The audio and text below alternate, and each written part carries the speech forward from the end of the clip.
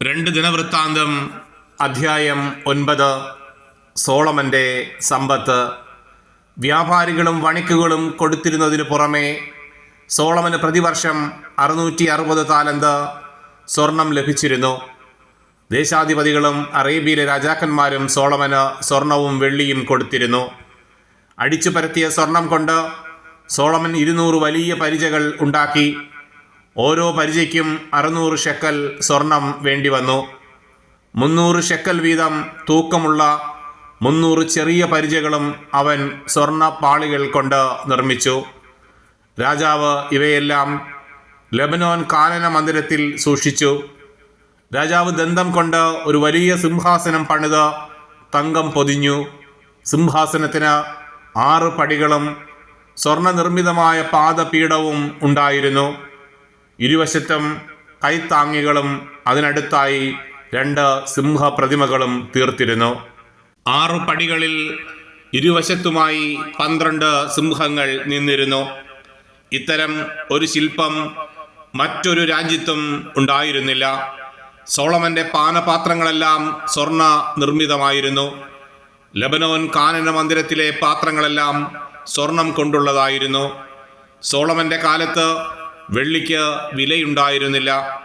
രാജാവിൻ്റെ കപ്പലുകൾ ഹീരാമിൻ്റെ ഭൃത്യന്മാരുമായി താർഷീഷിലേക്ക് പോകും.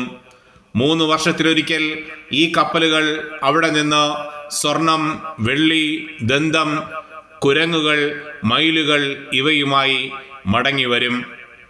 അങ്ങനെ സോളമൻ രാജാവ് ധനത്തിലും ജ്ഞാനത്തിലും ഭൂമിയിലെ രാജാക്കന്മാരെയെല്ലാം പിന്നിലാക്കി.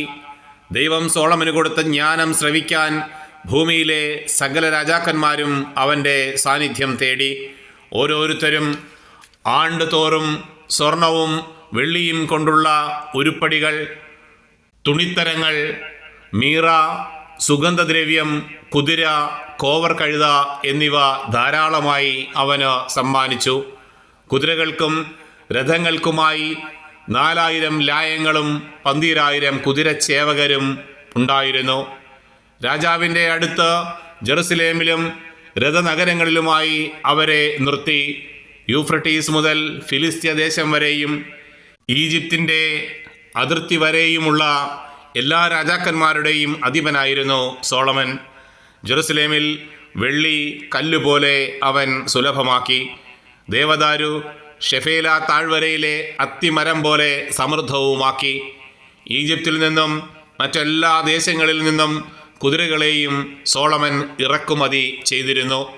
സോളമൻ്റെ ആദ്യാവസാനമുള്ള മറ്റു പ്രവർത്തനങ്ങൾ നാഥാൻ പ്രവാചകന്റെ ചരിത്രത്തിലും ഷീലോന്യനായ അഹിയായുടെ പ്രവചനത്തിലും ദീർഘദർശിയായ ഇദ്ദോനും നെബാത്തിൻ്റെ മകനായ ജെറോബോവാമിനെ കുറിച്ച് ലഭിച്ച ദർശനങ്ങളിലും രേഖപ്പെടുത്തിയിട്ടുണ്ടല്ലോ. സോളമൻ 40 വർഷം ജെറുസലേമിൽ ഇസ്രായേൽ മുഴുവൻ്റെയും അധിപനായി വാണു.